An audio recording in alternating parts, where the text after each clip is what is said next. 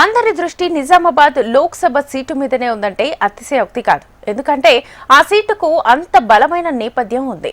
అయితే బీజేపీ నుంచి సిట్టింగ్ ఎంపీగా ధర్మపురి అరవింద్ బరిలో ఉండగా బీఆర్ఎస్ నుంచి బాజిరెడ్డి గోవర్ధన్ రెడ్డి ఆ పార్టీ రంగంలోకి దింపుతోంది. కాంగ్రెస్ నుంచి ఇంకా ఎవరు ఖరారు కాకపోయినా అరవింద్ పై గోవర్ధన్ ను దింపుతున్న విషయంలో అది ఎవరికి నష్టం కలిగిస్తుందన్న అంశం ఆసక్తికరంగా మారింది.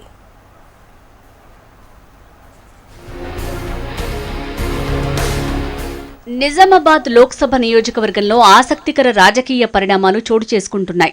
సిట్టింగ్ ఎంపీగా ఉన్న ధర్మపురి అరవింద్ రెండోసారి గెలిచేందుకు ప్రచార పర్వంలో మునిగిపోగా బీఆర్ఎస్ అధిష్టానం అరవింద్ మీద మాజీ ఎమ్మెల్యే బాజిరెడ్డి గోవర్ధన్ ను కన్ఫర్మ్ చేశారు. అయితే అరవింద్, గోవర్ధన్ ఇద్దరూ మున్నూరు కాపు సామాజిక వర్గానికి చెందినవారి కావడంతో ఆయా పార్టీల అధిష్టానాల ఉద్దేశాలు, ఇక్కడ పోలింగ్ మీద చూపే ప్రభావాలపై ఆసక్తికరమైన చర్చ సాగుతోంది. ఇప్పటికైతే కాంగ్రెస్ నుంచి ఇంకా ఎవరూ కన్ఫర్మ్ కాకపోవడంతో అరవింద్ పై గోవర్ధన్ ను దింపే వ్యూహం లోతుపాతుల గురించి నియోజకవర్గ ప్రజానీకం చర్చించుకుంటోంది.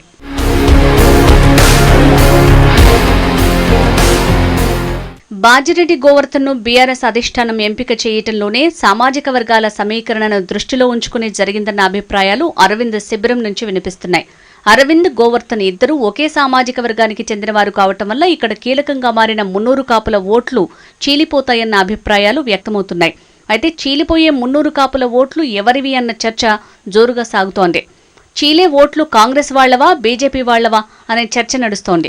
కాపుల ఓట్లు చీలి అరవింద్ గెలుపును ఈసారి అడ్డుకోవటమే ఉద్దేశంగా బీఆర్ఎస్ అధిష్టానం గోవర్ధన్ ను రంగంలోకి దింపిందని, అయితే ఆ నిర్ణయంతో నిజానికి బీజేపీకే అడ్వాంటేజ్గా మారే అవకాశం ఉందన్న విశ్లేషణలు నియోజకవర్గంలో వినిపిస్తున్నాయి. మాజీ ఎంపీ కవితను కాకుండా గోవర్ధన్ ను ఎంచుకోవటం అందుకేనంటున్నారు.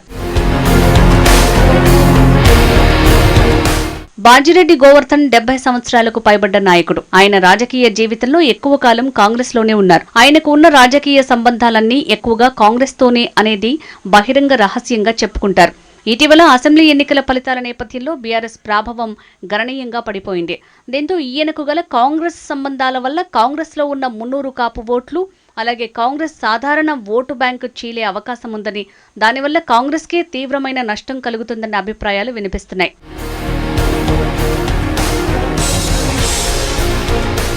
మరోవైపు నిజామాబాద్ నియోజకవర్గంలో బీజేపీకి బలమైన పునాదులున్నాయి.